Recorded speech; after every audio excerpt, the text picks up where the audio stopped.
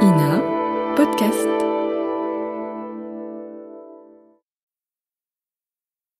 La radiodiffusion télévision française présente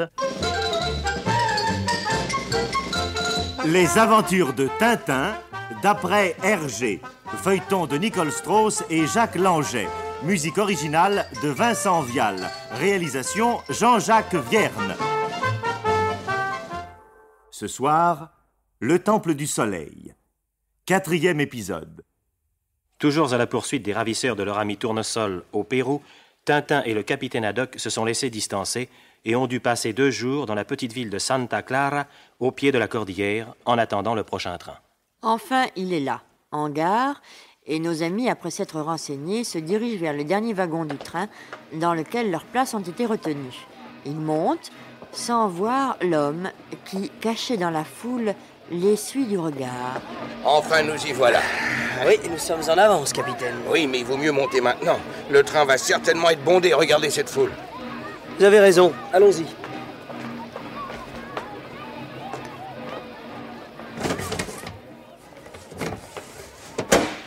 Tiens, nous sommes dans le premier compartiment.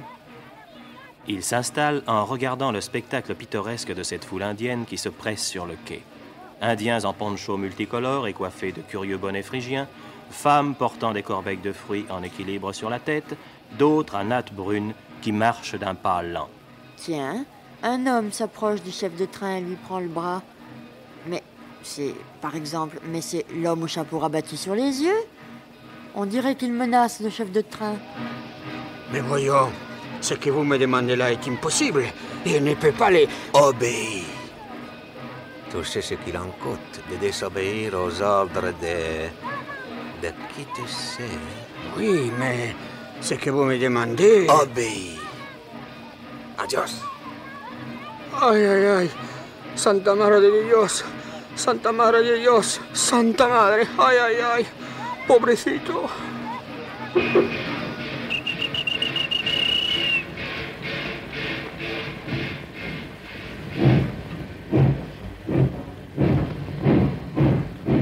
Bon voyage, señores.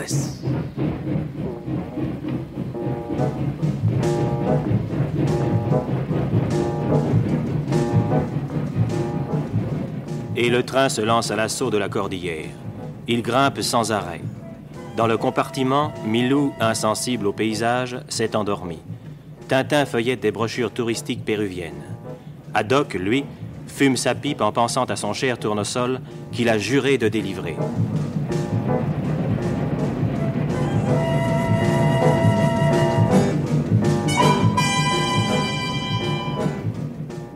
Des tunnels, des passerelles et des ponts jetés sur des torrents impétueux.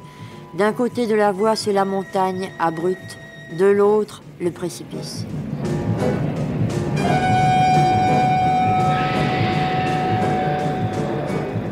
Les heures passent.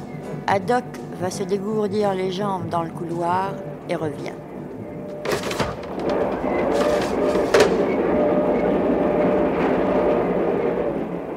Oh, c'est drôle. Figurez-vous que nous sommes absolument seuls dans tout le wagon. Curieux, car tous les autres étaient bondés. Ah oui? Ah, ils font vraiment bien les choses dans ce pays pour les étrangers. À propos, tenez, j'ai jeté un coup d'œil sur cette brochure pendant votre absence. Eh bien, savez-vous que cette ligne de chemin de fer atteint une altitude de 4800 mètres rien que sur 200 km de trajet, et qu'elle est la plus haute du monde? Oh, alors ça ne m'étonne plus que nous grimpions sans arrêt. Eh oui.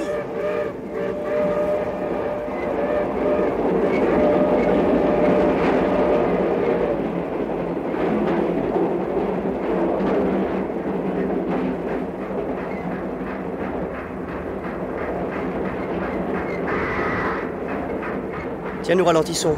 Sans doute arrivons-nous à une gare. Je vais regarder.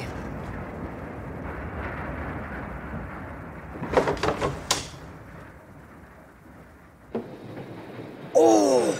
Vite, capitaine! Mais qu'est-ce qui vous prend? Vite, sautons, notre wagon s'est détaché, va redescendre la pente! Oh, tonnerre de ça! Allez, à vous, capitaine, sautez le premier! Abandonner un navire en perdition? Jamais! Les femmes et les enfants d'abord! Tintin, sautez! Capitaine, le wagon prend de la vitesse! Sautez, je vous en prie! Bon, alors j'y vais. À tout de suite, fiston, hein? C'est ça!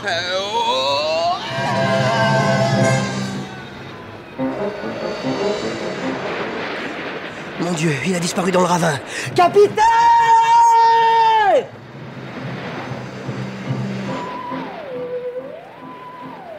Le capitaine ne répond pas. À peine a-t-il touché du bout de la chaussure les pierres du ballast qu'il part en avant dans le ravin.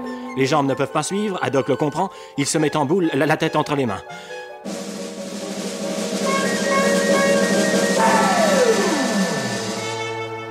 Il dévale la pente, roule en entraînant des pierres avec lui et arrive enfin, sans trop de mal, dans un figuier de Barbarie. Il se relève aussitôt et s'inquiète de ne pas voir sauter Tintin. Hélas, celui-ci perd un temps précieux dans le wagon devenu fou. Que fait-il? Mon Dieu, j'allais l'oublier. Milou! Milou! Oh, zut, un tunnel, je n'y vois plus rien. Ah! La porte du compartiment. Ah, mais il dort. Milou! Allons, viens, vite, vite! Oh, tiens-toi, mon vieux, pas une seconde à perdre. Oh, trop tard maintenant. À cette vitesse, ce serait la mort certaine. Sauvé!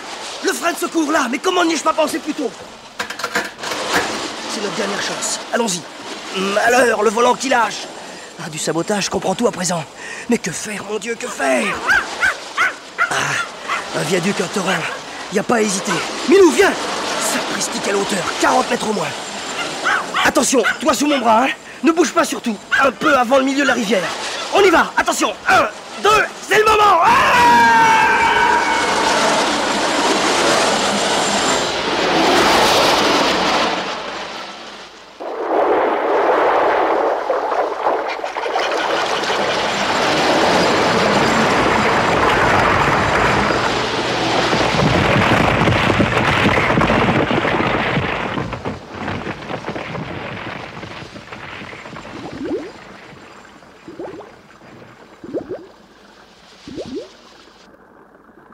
Tintin a sauté avec Milou sous son bras, un plongeon de 45 mètres dans une eau glacée.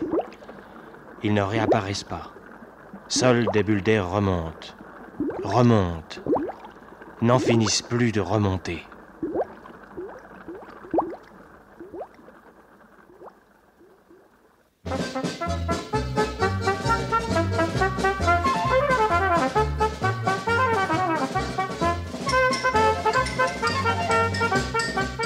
Les aventures de Tintin, d'après Hergé, un feuilleton de Nicole Strauss et Jacques Langeais, avec Maurice Sarfati, Tintin, Jackie Ling, le capitaine Haddock, Maurice Nazil, l'homme au chapeau Huascar, Victor Viry, le chef de train, avec Milou.